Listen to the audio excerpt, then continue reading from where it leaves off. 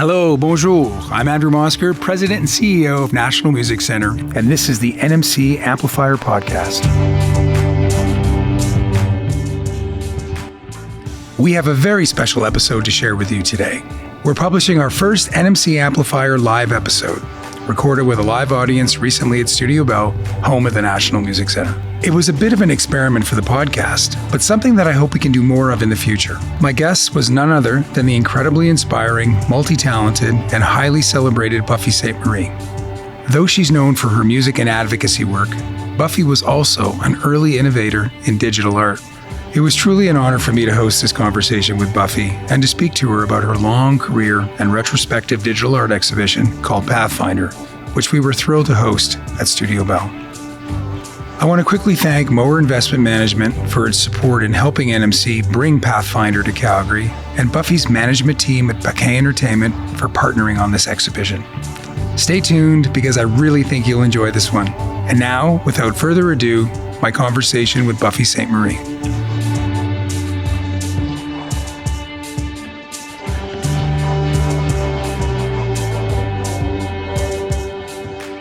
What a thrill. I mean, we're here to welcome the great Buffy Sainte-Marie to the National Music Center. Not for her first time. She's been on tours before we were fully open, some time ago. But really to, this time, share the story and inspiration behind Pathfinder. I mean, Buffy is a truly inspiring individual, a citizen of this world, an incredible person with a long, long list of accolades. In fact, when I was just preparing for this conversation we're about to have, I actually decided to count how many accolades there were. And it's a very, very, very long list. I counted 38. And that includes honorary doctorates in laws, letters, humanities, music, and of course, fine arts. Order of Canada, 3 music inductions into 3 of the 4 Canadian Music Halls of Fame, which actually reside in this building: the Canadian Music Hall of Fame, the Canadian Songwriters Hall of Fame, and the Canadian Country Music Hall of Fame. Canada's Walk of Fame, an Academy Award, several Junos, and of course a Polaris Prize, and many others. It's a real honor to have this incredible person here on the National Music Center stage. So to begin our conversation, let's first give Buffy Sainte-Marie a warm welcome to the National Music Center.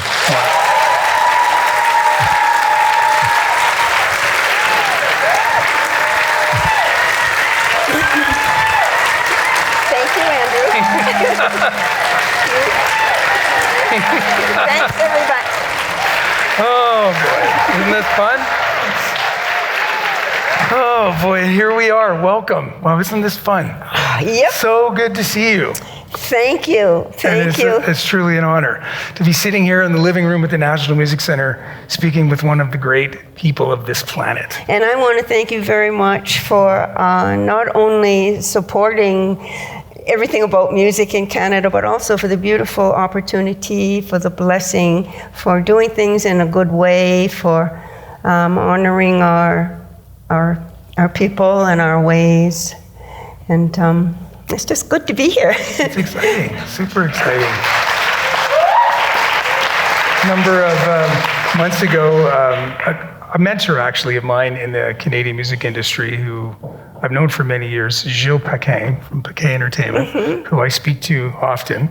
As I mentioned earlier, this exhibition is in partnership with the National Music Center and Bouquet Entertainment. He called me up, as he often does, and says, "I've got this exhibition that's got to be at the National Music Center, and only the way Gilles can," right? And always he seduces me in some way, shape, or form with these amazing artworks that we could potentially present here at the NMC. And we didn't have it in our plans. It wasn't in our 22 budget for this year. As you know, a lot of us in this sector are just trying to get rolling again after being closed and open for a couple of years. But when he explained to me what it was, we just couldn't say no. So we found a way. We found a way to present it. And that's really how it happened. Natasha, who works with Gilles Paquin in Winnipeg, not only helps with all the music side, but now because her own background is in art, has been really helping to curate the various versions of my collection. So thank you, Natasha. Thank you so much. Backstage, before we were starting, we were talking about this melding these two topics of music and visual art. And so going back many years, so what was this, what inspired you to buy a Mac 128K computer back in 1984 and start playing around with it? Like, tell us a little bit about how that happened. That would be me. When I first started in music, I was just experimenting. I was just a kid playing, and it made a great noise. It was the same as crayons and paper for me. It was the same as, something comes on the radio and you dance, you're not trying to be a ballerina. You're having fun. And over the years, eventually I got a guitar, same thing. I had no teacher, nobody to show me how to tune it. So I tuned it all upside down and inside out. But I was having fun. I didn't have a teacher standing over my shoulder. I didn't have parents insisting that I practice that flute so that I could learn how to be a musician. I was born a musician. It was about at the age of 3, I guess, when I first saw a piano and saw what it could do, and I just didn't get up. And so that curiosity is really what got me into electronic music in the 60s. Now, in the 1960s, you were supposed to be like Pete Seeger and Woody Guthrie, and you were supposed to, it was very much the American songbook or, the Canadian songbook. And although it seemed quite radical at the time in the 60s, it was, it was pretty straight-laced, one kind of music, which was quite beautiful. But what was selling really was the Kingston Trio and, that kind of music. And although I was very lucky to be around real folk singers like Joan Baez and Ewan MacColl and Pete Seeger. Heard of them? I heard of them. Yeah, we have. We were expected to, this land is your land, this land is my land. Which kind of just leaves me sitting there.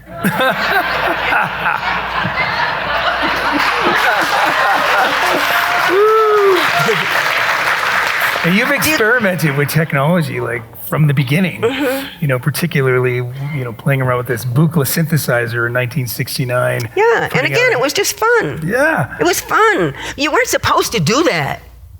I mean, really, because the mindset really was, this land is your land, this land is my land, hang down your head, Tom Dooley. Yeah.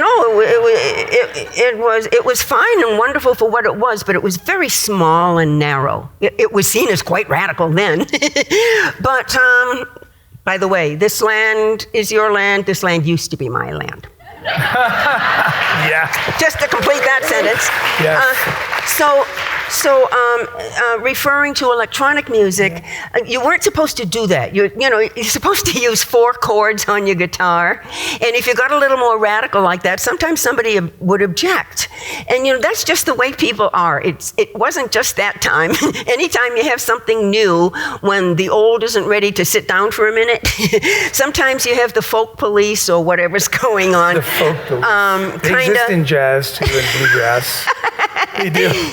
But that time, to be fair and to properly honor that time, it was wonderful because you could go to Mariposa or the Newport Folk Festival or something, and there'd be people from all over the world. It's your chance to hear music from all over the world, and sometimes, like in New Orleans, there's food from all over the place. And for me, food and music and sports are 3 great healers. And they get rid of the boundaries, they kind of enable people to share in new ways. And musically too. There really wasn't any electronic music. I put out the album Illuminations in what year? 69. 69 was it? Yeah. 68. But I'd been working on it before. It takes a while to put a record together and have it actually come out. And it was it was very, very different. I mean, God is Alive, Magic is Afoot was me in a studio with a Buchla synthesizer. with a music stand and Leonard Cohen's book. Mm-hmm. Wow. which book? Beautiful Losers. Nobody had heard of Leonard Cohen in the U.S. They didn't want to know about Leonard Cohen. They didn't want to know about Joni Mitchell. No. There was a lot of business involved, which means my artists, and we don't want to hear anybody else, right? That's just the business part. But when it came to electronic music, it was quite different to do that. And so I took several pages of two copies of the same book, because it went on for pages, and I had to tear the pages out and put them across like this. And I improvised God is Alive, Magic is Afoot, and a whole lot of my own songs with the help of a wonderful person named Michael Tchaikovsky, who used a bookless synthesizer. And so he was taking my voice and processing it, and all of the sounds on Illuminations, which was a big flop, by the way, all of the sounds were either my voice or my guitar processed in new ways. And folk music people held their noses and ran away, But electronic music students loved it. Art students loved it. That's right. That's right. So for me, it was just having fun and playing, and it's pretty much been the same all along. And all of the things that people say, oh, you were so early, it was just me having fun. And I really would like the chance to say, too, that the way that I am, I consider myself a natural artist. When I went to school, I was shunned and shamed. I wasn't able to be in band or chorus, because I would always fail music classes because I didn't know how to decode European notation. Because I was, get this, whoever heard of this, musically dyslexic. It wasn't until my son was at Berklee College of Music that I explained to one of his professors that I'd never been able to learn how to read music. He said, maybe you're musically dyslexic. Wow. What is that? Never heard of it. And so they were doing a study on it, and I didn't get to be in the study, but a lot of other people did. So what I'm trying to tell you is, if you go to the beach with a bunch of kids, you and the other grown-ups might be up on the blanket, talking and drinking and eating chips and things. The kids are down there in the sand, and they're making art. And all the dumb grown-ups aren't even catching on. This is genius. Little kids, 4, 5, 6 years old. They're dancing. They're singing. They're using their imaginations. They're making drama. They're making sandcastles. They're making architecture. They're making art. And it just breaks my heart to know how many talented kids are just turned off from music and art because our parents, grandparents, and teachers aren't aware that natural music and natural art, it's just kind of built in. And, in old-time Cree days, my dad told me, he said, we didn't really have a name for what you do. We didn't have a name for artists because everybody did everything. They didn't have a name for people who create art. Yeah, because people are obviously creative, We're known to be creative. And yet in our world, that's not celebrated. And so I've been trying to persuade, hey, maybe you'll help me. We can help. You know what I want to do? I want the Junos to, how they'll make those 2-minute videos of people who've passed on, honoring them. In memoriam. In memoriam, that's the one. I want them to do a 2-minute video celebrating all the natural musicians who don't know how to read music and are still thrilling people with music. Yeah. That's a really powerful statement. I mean, I went to music school, and I've met a lot of great musicians in my life who couldn't read a note of music, but who can create music and put out records and tour and improvise. I mean, nobody you ever heard of. I mean, people like Chet Atkins. Yeah. I asked Chet one time, I said, sometimes the boys give me the business because I can't read music and they can, and I'm the boss, and I'm paying them. And he said, you know what I tell people when they ask me if I can read music? And I said, no, Chet, what? And he said, not enough to hurt my playing. There's a similar story about a famous jazz pianist named Errol Garner. If anyone knows who Errol Garner was, couldn't read a note of music, incredibly virtuosic. And people used to say to him, have you ever written down what you play? And he goes, can't you hear me read? Can't you hear me read? And there's so many examples of artists who are just incredible creators that don't subscribe to the Western European form of training. So I think what you're saying is be free. just express yourself with the tools that you have at your disposal. And let's celebrate these musicians. You know, people like Wes Montgomery. Yeah, Wes Montgomery, great guitar player. He'd be playing along, and he'd ask the musician next to him. He'd say, what key is this in? Yeah, exactly. Eric Clapton, Elvis Presley, Michael Jackson. There's a look it up on the internet. How many famous musicians can't read music, and you will realize. And why is that? Why is that? It's because music teachers get paid, right? Now. Go ahead. You know me, I got a big mouth. Going. No, keep going. That's what this is about. This is about free thinking, free flowing conversation in the living room. That's what this is about. So keep going. I've got some, I've got the cues here. It's okay, keep going. To me, natural things, natural things just don't occur to this generation of human beings except in scattered places and in many hearts. But the business of human beings today, it's all about money. For instance, natural musicians, natural artists. When I woke up in the hospital from the birth of my son, here on the table was a big basket from the formula companies, right? Yeah. And I wanted to breastfeed. But the doctors had not learned about breastfeeding. Breastfeeding was not taught in medical school to obstetricians and gynecologists. It was not. And why would that be? Well, the formula companies had a lot of money to give to the teaching hospitals, and they didn't mean any harm, but there's nobody supporting the other side. And when it comes to breastfeeding, where does the money come out? You tell me. It doesn't. But when they say the best things in life are free, they are. I mean, that really is true. I mean, look at the baby formula thing. On the news all the time, the lack of baby formula right now. No one has mentioned, mothers can go back to breastfeeding. You can. In some countries, this might surprise you. In some countries, grandmothers and aunties and neighbors also help with breastfeeding babies. Because once you have breastfed, you can breastfeed again. All it takes is a baby to help stimulate and turn that on again. Yeah. So music is kind of like that too. Music schools charge money and make money and depend on money to run their organizations. And I was not allowed to go to Berklee College of Music. When I got out of high school, I couldn't read music, but man, I could write songs. I had songs coming out right years.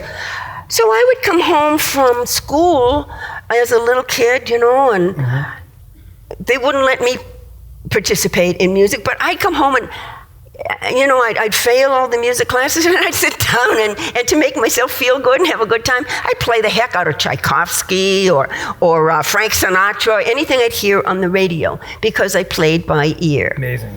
And instead of making me mad, 17 albums later, here we are. No, what it did is it taught me that sometimes grown-ups are uninformed. Yeah. And that's very good news, because that means that kids have a way to go. I'm glad that we have some educators here tonight, by the way. Thank you for inviting so many different kinds of people. My family's here tonight, too. Yay. Yes. And some of my heart family. Thank you. The point about education and just, kids on the beach creating while adults are doing something else.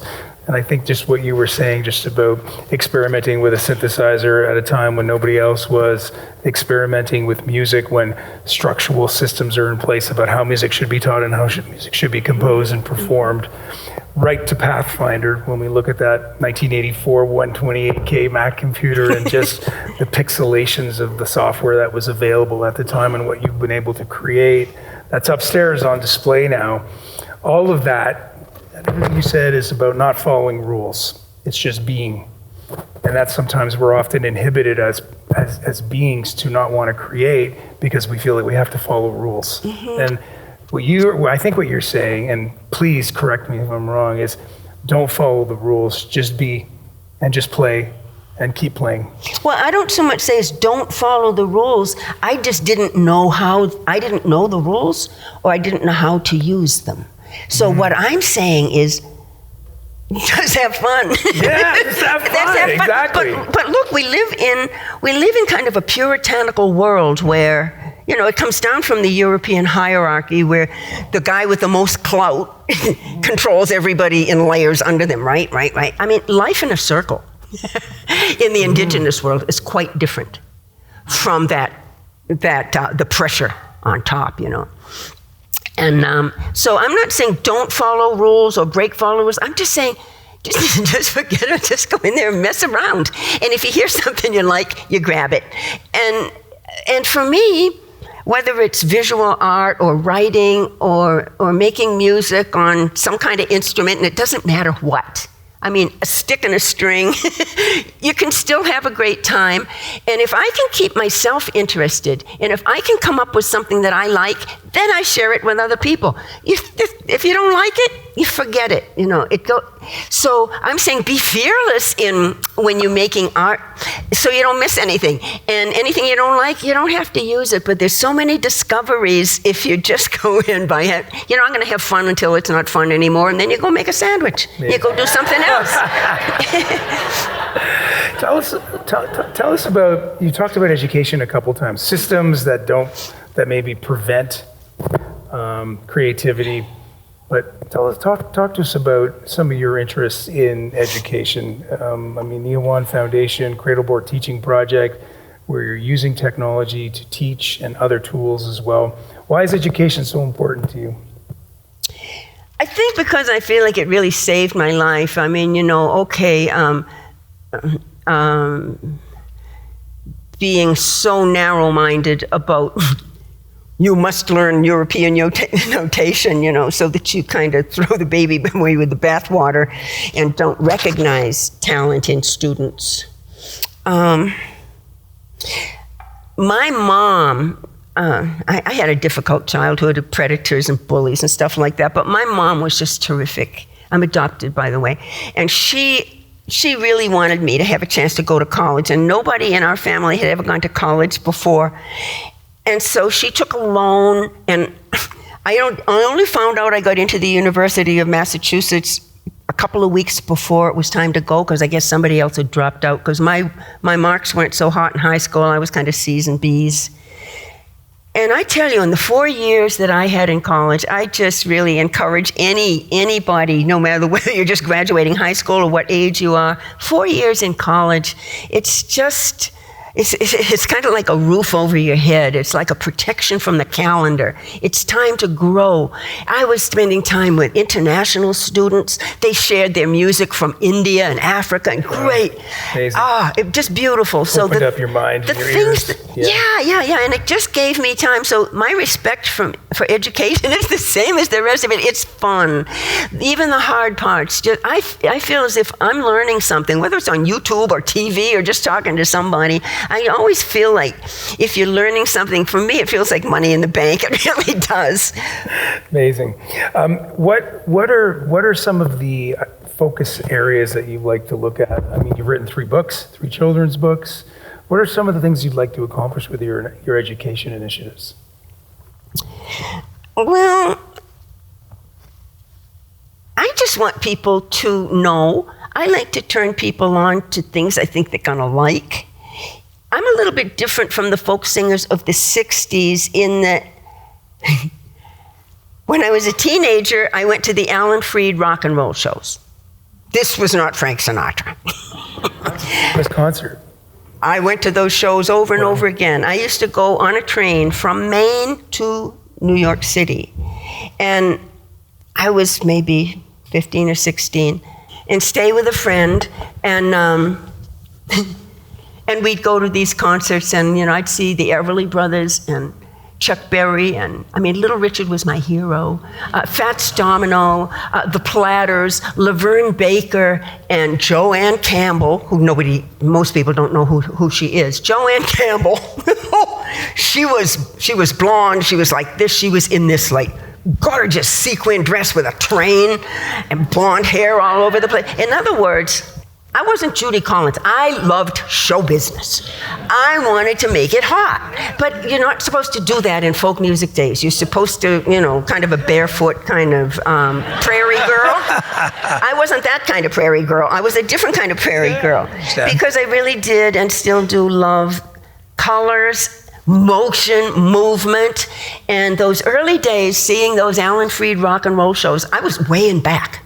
And I found out what it was like if you're sitting way in the back, if somebody's just all dressed in some way that you can't tell the artist from the amp, then the artist ought to be able to look at the stage from the point of view of the audience. So for me, it's always been kind of a genuine, it's not like I get on the stage with my ego and perform for you. It's not like that. I'm getting as much from the audience as I'm giving. And I really always have identified with that kid who went to those shows and wanted to make things, even if they're very serious, like My Country 'Tis of Thy People You're Dying is very serious. Bury My Heart at Wounded Knee, I wrote later, and I put it to a rock track. So that the people, Bury My Heart at Wounded Knee is a song that really talks about a lot of violent incidents in indigenous activist history. And I wanted it to be so that this guy out there who doesn't want to hear about that kind of thing is already rocking to it before he realizes what it's about. So it's very strategic. You've been so ahead of your time with your activism. When you fast forward all these years to 2022, what more do you think we need to do regarding your everything. activism? I love what Gord Downey said, do something. Do something. And that starts with being interested. And that's what you follow. Follow what you're interested in. It's so overwhelming right now. If you think that it's overwhelming for you, because most of you are grown-ups, imagine how overwhelming it is for little indigenous kids who are hearing about missing and murdered, and who are hearing about, the residential schools and all of the horrors of our history.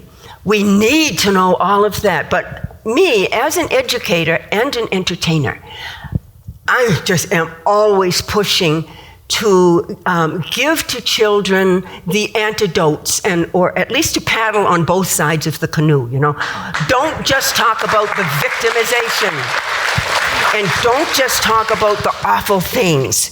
And I want to share something with you. If you go on YouTube or something, look up the Downey Wenjack Foundation, and I did.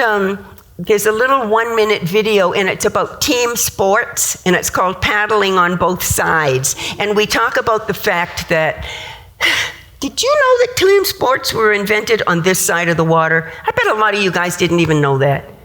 We invented the rubber ball, the stadium with goalposts on either side, and with bleachers on the either side for people to watch. Animal logos on helmets, protective knee pads and shoulder pads and all. So when it's hockey season or baseball, whatever, the NFL, right? Point this out to children. We invented that. That belongs to indigenous children as support. They have to have something to counteract not only the personal, things that kids go through, specifically indigenous kids in this case, but give them the ammunition, give them some good things. So what I'm going to read you, since we are definitely in Blackfoot country, I want to tell you this. Leroy, please forgive me if I mispronounce. This has to do with geography, okay? This is called Finding Our Way Together. Long ago, our indigenous ancestors knew right where they were. They were home. They knew their surroundings and what was beyond. But the people who came from Europe didn't know where they were because they'd never been here before. Okay. So one day in 1801, this Blackfoot man, Akutkomiki man, met a European man, Peter Fiddler, who was working for the Hudson Bay Company as a surveyor. Akutkomiki man drew Fiddler an accurate map showing him over 200,000 miles. 200,000 square miles of territory, including the rivers and the mountains and the prairies, and even which people lived where. He knew what he was talking about. Peter Fiddler copied that map and brought it to the Queen of England, who was very grateful. And a Kutko Mikiman map became the first map that Europeans ever saw of what we now call Western Canada. Let's try to find our way forward together. So Downey Wenjack have sponsored these little 1-minute videos. That one they want to bring to TIFF.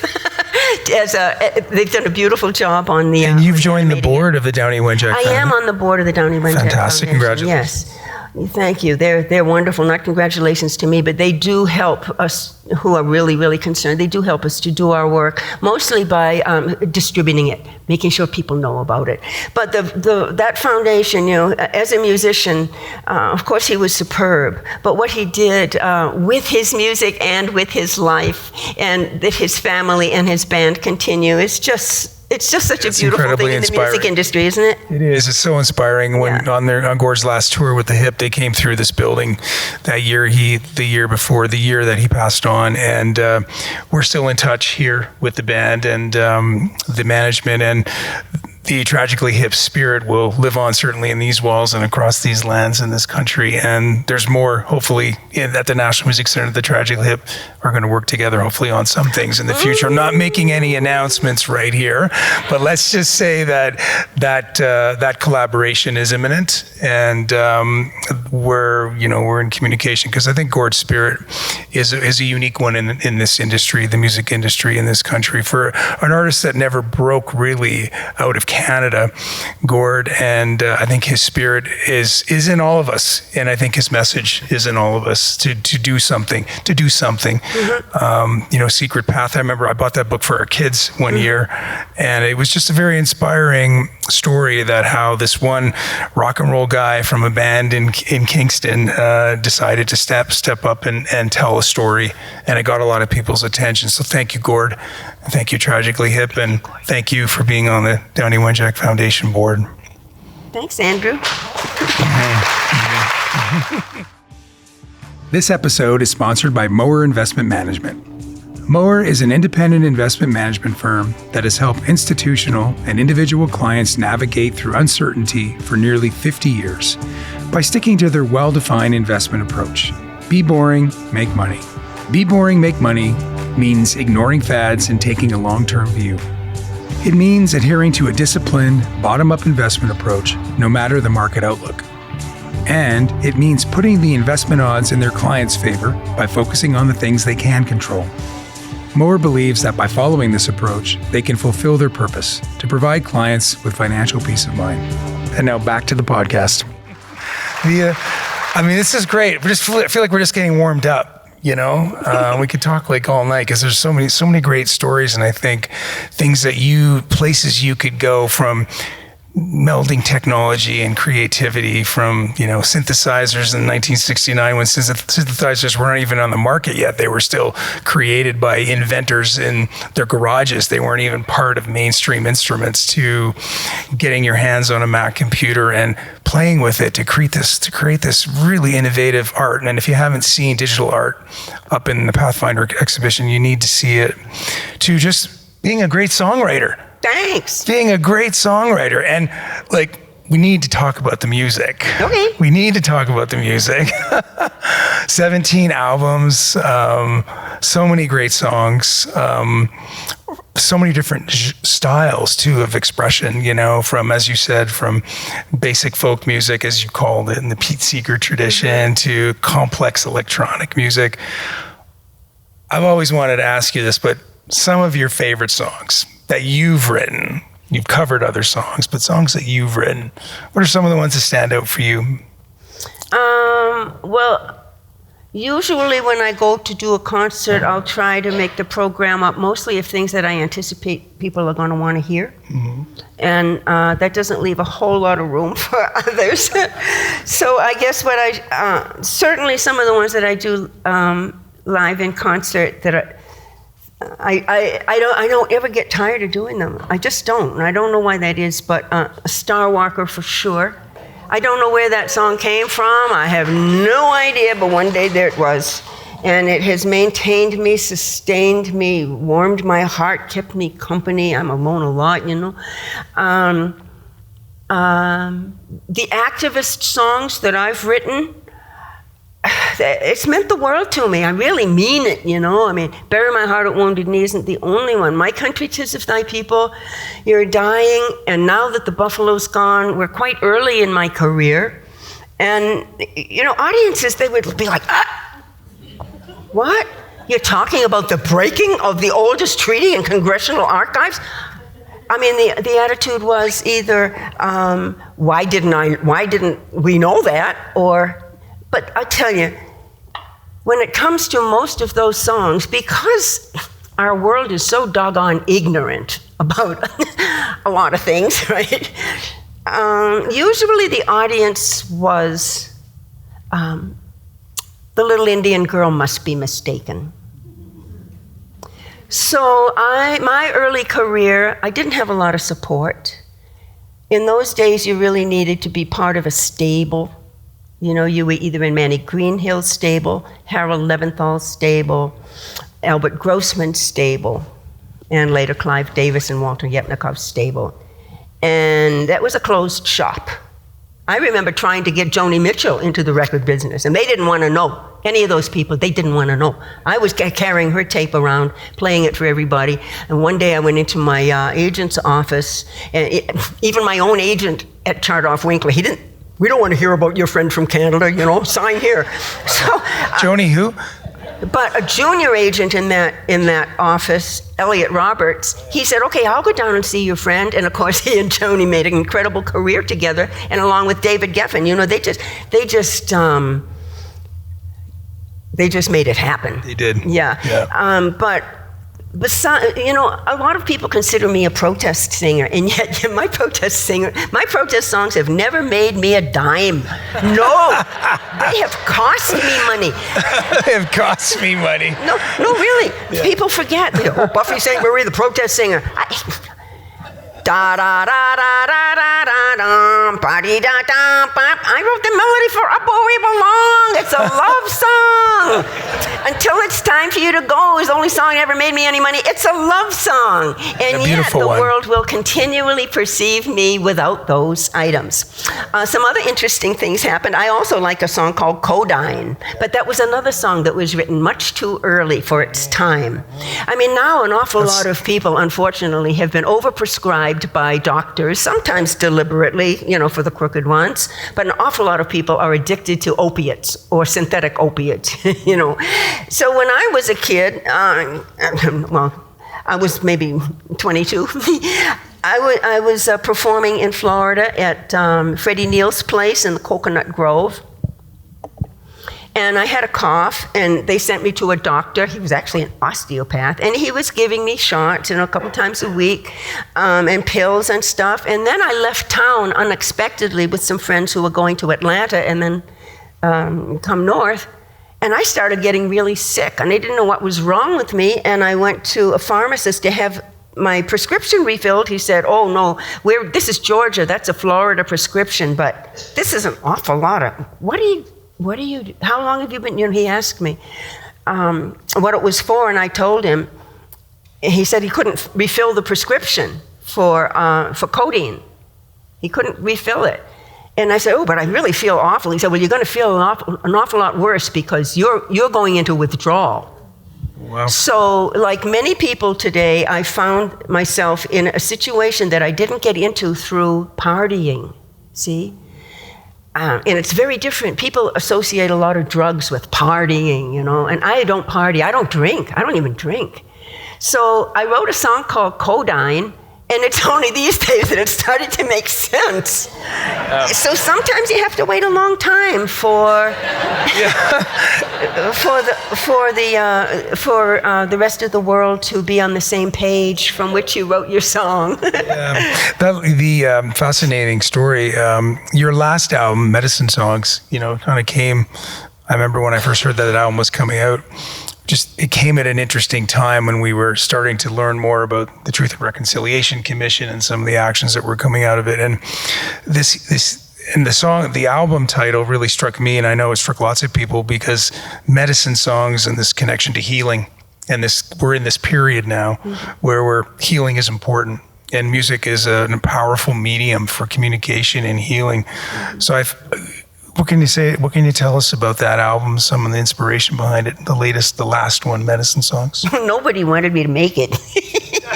They just wanted to make another hit like Power in the Blood. Power in the Blood. Yeah. And it's a great record. But I wanted to make medicine songs because, throughout my career, I'm a teacher too. Before I was ever a singer, I had a teacher's degree and a degree in Oriental philosophy from the University of Massachusetts. And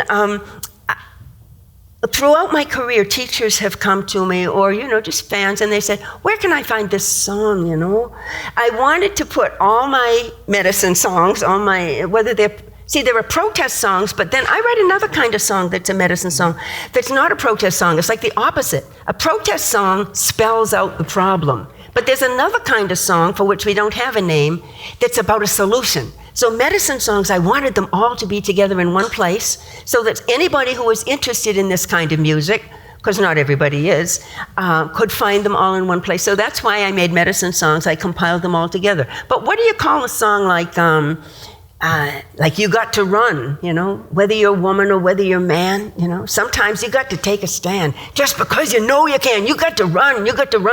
Maybe you're going to run a marathon for breast cancer in your community, or maybe if you think you can do a better job, maybe you're going to run for election, or maybe it's all about, you can run your own life. So what do you do about it? What about, there were just songs that are so positive. A song like We Are Circling Together, we are spiraling together, onward, inward, creature to creation, holy mystery, Mother Earth, childbirth. This is celebration. This is sacred, there are songs that really are, there's just not a name. Carry it on. Hold your head up. Lift the top of your mind. Put your eyes on the earth. Lift your heart to your own home planet. What do you see? What's your attitude? Are you here to improve, or damn it? Look right now and you see we're only here by the skin of our teeth as it is. So take heart and take care of your link with life. It ain't money that makes the world go round. It's only temporary confusion. It ain't governments that make the people strong. It's the opposite illusion. Look right now and you see they're only here by the skin of their teeth as it is. So take heart and take care of your link with life is beautiful. If you got the sense to take care of your source of perfection. Mother Nature, she's the daughter of God and the source of all perfection. Look right now and you see she's only here by the skin of her teeth as it is. So take heart and take care of your link with life. And carry it on, we're saying. And carry it on and keep on playing. And carry it on. And keep on praying and carry it on. There's not a name for that kind of song. It's not a protest song.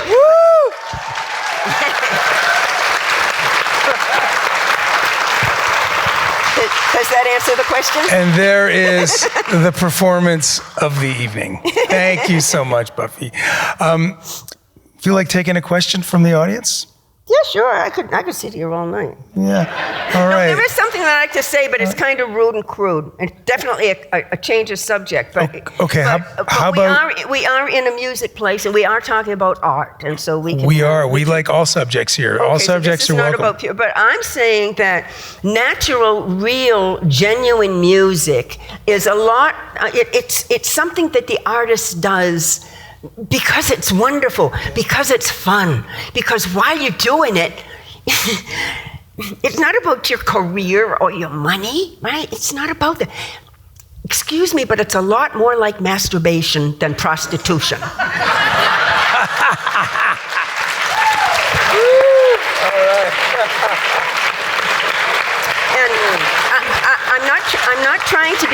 I'm not trying to be clever. I really mean that. No, it's an interesting metaphor. Much fun. It is very interesting metaphor.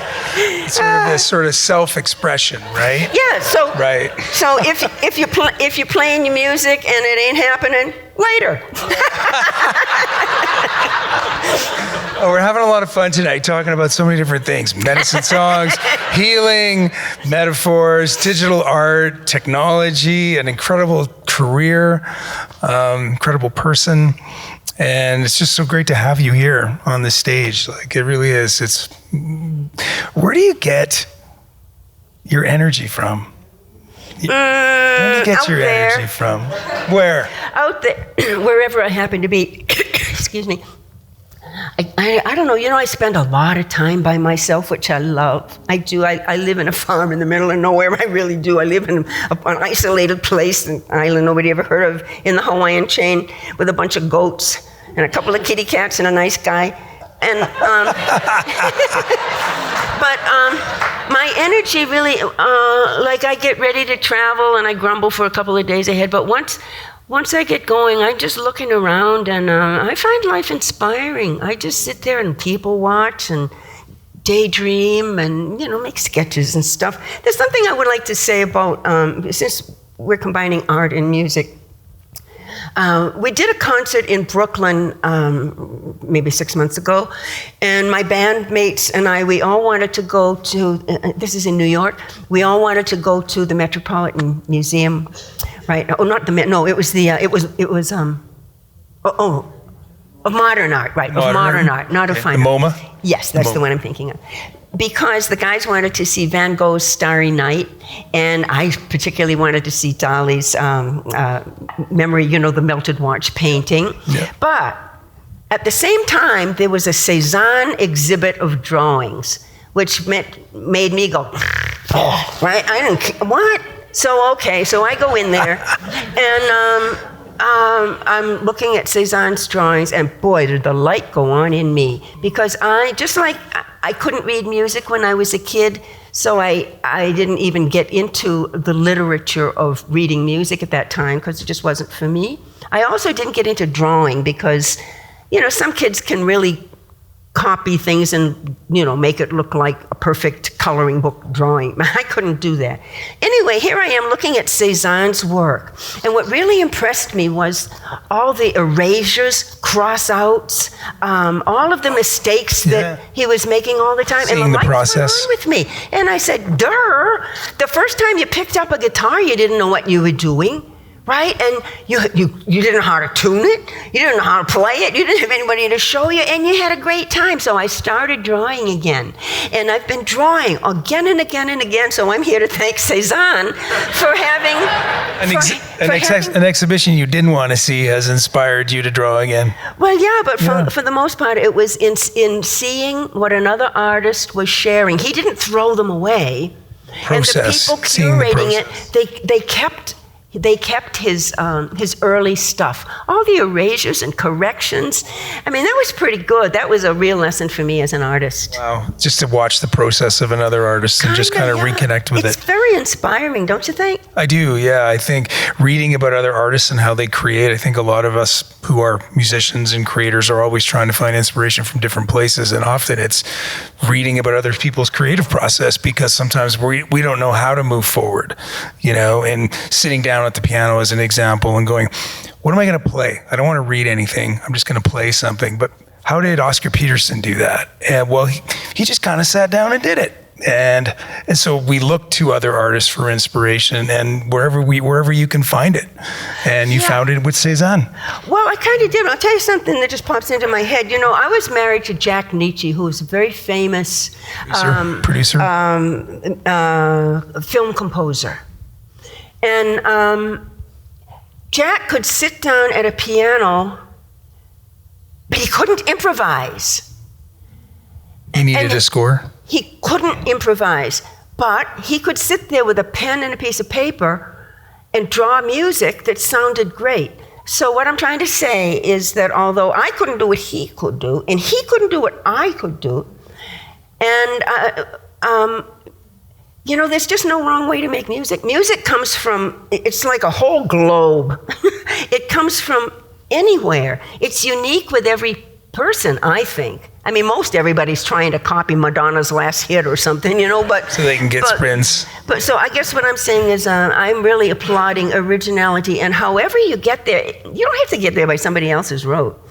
And each of us is unique, and by having fun with it and sharing with it, even an evening like that, I find it very inspirational. What do you play? Do you play music? I'm a piano player, play a little bit of guitar, went to music school in Edmonton, actually, Grant McEwen, and they taught improvisation there. It was, part of the curriculum, and it was really hard for a lot of people because for those of you that have studied music, you ever been to a party and somebody said, hey, can you play Happy Birthday? It's somebody's birthday. And you went, I don't have the music. Has that ever happened to anybody here? Whereas, to Buffy's point, there are lots of musicians that just kind of sit down and do it and they let it come out of them. But they don't know what key it's in, or they don't know what time signature it's supposed to be. They just let it come from them. And that is, I think that is it's a gift. At the same time, it's a skill that we need to learn how to develop, to forget about the structure of music and sometimes just sit and do it. And that takes a discipline to just sit and do it because we're too self-critical of ourselves. Oh, it doesn't sound good. See, I was lucky to start so young. There was nobody to criticize me. Yeah, to your point, exactly. Just the point about the sandcastles. The kids, they don't criticize themselves. They're just making sandcastles on the beach. Yeah, but we got to go easy on the teachers too, because the teachers never heard me play. They just said, no, you can't be a musician. I was told I couldn't be a musician. You know what else I was told? No, I was raised in Maine and Massachusetts, right? Job X USA. I mean, if your folks didn't come from a Mayflower kind of background, I am serious. This is Massachusetts. A lot of the kids in the community were very proud of being, being colonials, which was fine, but I was sure left out of it. And so they told me I couldn't be an Indian, because there aren't any more around here. Oh, there may be a few in Arizona over there, but no, there aren't any more. So that left me in the same place twice. Just like the school system saying you cannot be a musician, I go home, play the heck out of Tchaikovsky. And the same thing about being Indigenous too. They told me I couldn't be, and so my conclusion is that sometimes grown-ups are wrong. They are. And that's very, I say it very kindly. Yeah. So if you're a grown-up, sometimes, kids, they're the new upgrade. Yeah. All right, let's hear it. Let's go to a question from the audience. We have a wonderful audience again. Thank you so much for being here this evening. Great to see all of you again in person. I'm sure one of you has a question. So we have microphones standing by. So we have a question just over here. And this is our Director of Programming from the National Music Center. Adam Fox is going to run and give you a microphone. Thanks, Adam. Hello. Hi, my name is Tishna Marlowe. I'm from Litsuke, Northwest Territories. And the very first time I saw Buffy was on Sesame Street. Another accolade, which we did not discuss this evening, but yes. It was the first time I saw an Aboriginal person on TV. And I don't have a question for Buffy, but I just wanted to let Buffy know how she impacted my life as an Indigenous woman. I'm a fashion designer. I went to school for archaeology and went back to school and just recently graduated as a costume designer for motion pictures. I've been in love with you ever since I met you. My husband knows I have magazines. I have your first vinyl record. But I just wanted you to know how you impacted the Indigenous women of society today. Thank you very much. Thank you. Thank you. And do I get a chance to tell you and to share with you how wonderful those people at Sesame Street were? They never tried to stereotype me, ever. If I had an idea, they just listened. Mm-hmm. They never made me into the local Indian or something. They didn't do that. We did some things on multicultural programming, but we also did things on, breastfeeding. That was the first on That was the first, on yeah. American television. And the way that happened, and I was feeding my baby anyway, just off the set, and then, his nanny would take him back when we had to film, and And I asked them, I said, should we do something on breastfeeding? And they said, oh, they loved the idea. And so the next day we did it. And so the way it went, Big Bird I'm sitting here and Big Bird is over here. He's in his nest, right? And he's looking over. And here I am with the baby, right? And Big Bird says, what you doing, Buffy? And I said, I'm feeding the baby. And Big Bird says, that's a funny way to feed a baby. And I said, well, not all, lots of mothers feed their babies this way. Not all mothers, but lots of mothers feed their baby this way. And it's nice and warm and sweet, and he gets everything he needs, and I get to cuddle him. And Big Bird said, oh, that's nice. And he went back to playing like real children really do. And yet I'm continually asked, the controversy of, There was no controversy. That's only recent. That's kind of interesting, huh? That's only recent. Now it'll be up on YouTube and then somebody will take it down, right? Yeah. So, That's a great example. But they were terrific, yeah. Yeah, great. It's a great example. Another amazing story about the things that you've done in your life. It's amazing. Do we have time for another question? Anybody? What? Really? It's God, come on. This is Buffy Sainte-Marie here at the National Music Center. Here's a question right here. Uh-oh. Hey, Buffy, thanks for showing up. My name's Glenn Crawford. This country struggles a lot with reconciliation. The government pays a lot of lip service to it. And I'm just wondering what your thoughts are on how people actually act on that. How do people make a difference beyond what the government's saying as lip service? I think like with everything else, individually, I say keep your nose on the joy trail. You can't possibly deal with everything. None of us can, especially Indigenous children. How can we deal with all of this continual awfulness, right? And even the learning about the awfulness. And then we're expected to share and lecture everybody else about the awfulness, right? It's a really big tidal wave of information that's too much for almost everybody. So I say, find whatever it is, like for Gord, it was Chenny Wenjack's story. Whatever it is, find the place where your medicine can ripen the situation in some way. You can't, nobody's guilty for all of the terrible things in the world. But we live in a complex world where terrible things have happened, and many, many of us want to make the world better. And I really believe that whether it's about Indigenous issues or something else, that place in your heart that is attracted to something either within an issue, or go with it. Take some time, honor yourself, pray on it if that's how you are. Take the time to think about it, and you're asking the question. It tells me that you're on a trail that you will probably pursue. Maybe you're a book kind of person. Maybe you're an audiobook kind of person. Maybe you're a Glen Poe Museum kind of person. Whatever it is, maybe it's sports, maybe it's just trying to get the idea of team sports were invented on this side of the water into children's heads. There are so many little things that you can do, but don't feel as though you have to lift the entire load of guilt or load of victimization yourself, because none of us can. It's a matter of being willing to work together, to educate yourself and to educate others. For instance, suppose you're a teenager and you're in the backseat of somebody's car, and you can tell everybody else about team sports, or tell them that the bill a few years ago, the one that's like 600 pages long, and nobody read it and everybody signed it, right? What was the number? I can't remember. The bad one. Anyway, I don't know more. I can't remember the number. Anyway, if you just tell people that, contrary to that model, a 600-page bill that the legislators won't even read, just tell them Treaty 1 was 4 pages long. Indigenous issues are not complicated. Greed is complicated.